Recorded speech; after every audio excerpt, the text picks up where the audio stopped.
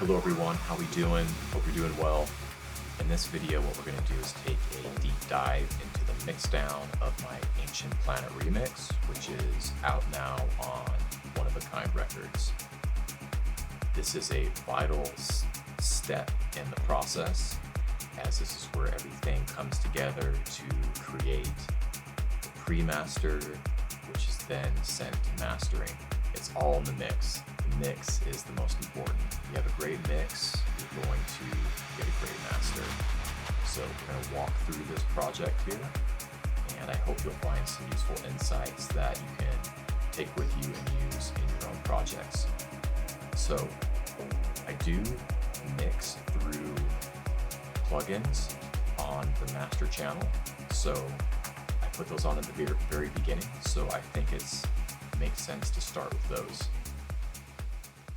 I do have these on a pre-master track, and that is because if I'm using a reference track in this project, I don't want that going through this plugin chain. So that's why they are on the pre-master and not the master. All right, so from the start, I put these plugins on. The plugins will vary a little bit, but in this track, this is what I have, right? I have a bus compressor, and this is a great one from Brainworks, the Townhouse bus compressor, and I'm using a slow attack and a fast release and a very kind of soft ratio, just 2-to-1, and that's just kind of gluing the track together. I'm only looking for a couple dB of gain reduction here.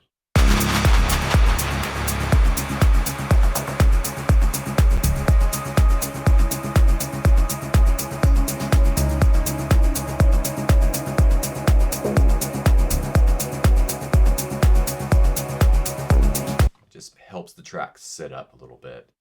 Another important thing to note is the sidechain filter. I have that set to 90 Hertz. I don't want this compressor reacting too hard to the low end of the kick drum, which is the prominent element in the bottom end. The next thing in the chain is this tape saturation plugin. This is a great tool here.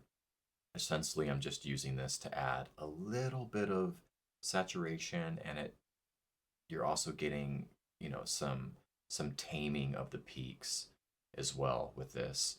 So essentially, I'm just driving the input gain until I'm just about at the clipping level, but I'm not clipping.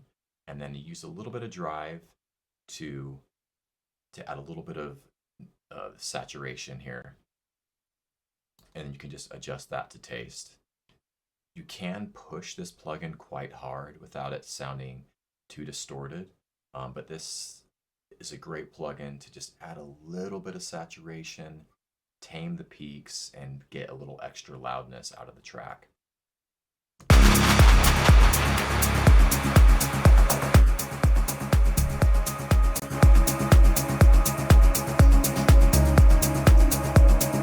I really like how this plugin sounds, so it's been a new addition to my kind of mixing chain here recently. The next thing I have here is an EQ, and sometimes I won't even touch the EQ. It's only there if I need it. In this case, I've just added a gentle overall boost to the upper mids, just to giving the track a little bit of presence. If you have to do a lot of EQing on the master, anything more than 1 or 2 dB here and there, I think you just need to go back and address the individual tracks or groups. All right, and then I have this plugin here, which is a saturation plugin, but I'm only using it to add a little bit of width here with the stereo width control. That's all I'm using this plugin for. And then I'm following that with the inflator, which is just adding a little extra peak control and some saturation. I have it set up to be quite subtle though.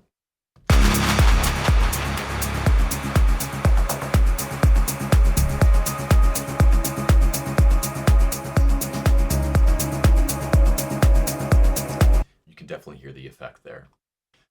All right, so I put these plugins on from the start and I mix through them. I will, as I'm getting closer to the end of the mix, I will go back and maybe do some adjustments there.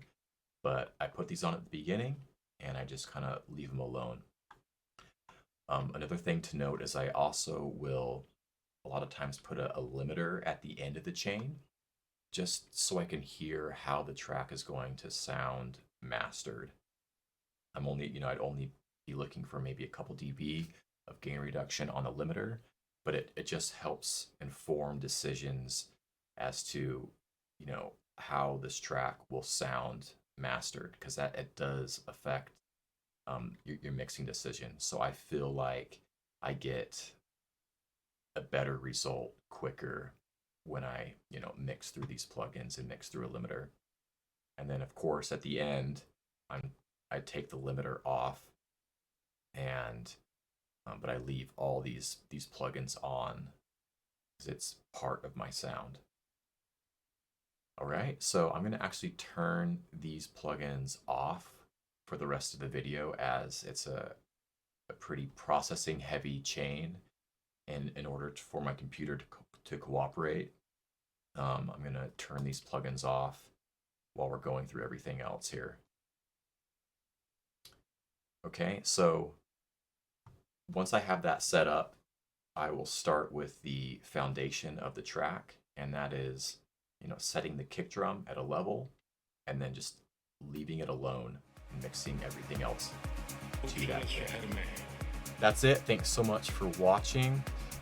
If you enjoy these videos and you want to go a little deeper, I have exclusive content and other goodies available on my Patreon, so feel free to hop over there and check it out. Maybe I'll see you over there. But thanks so much for watching, everyone. I'll catch you in the next video. Later.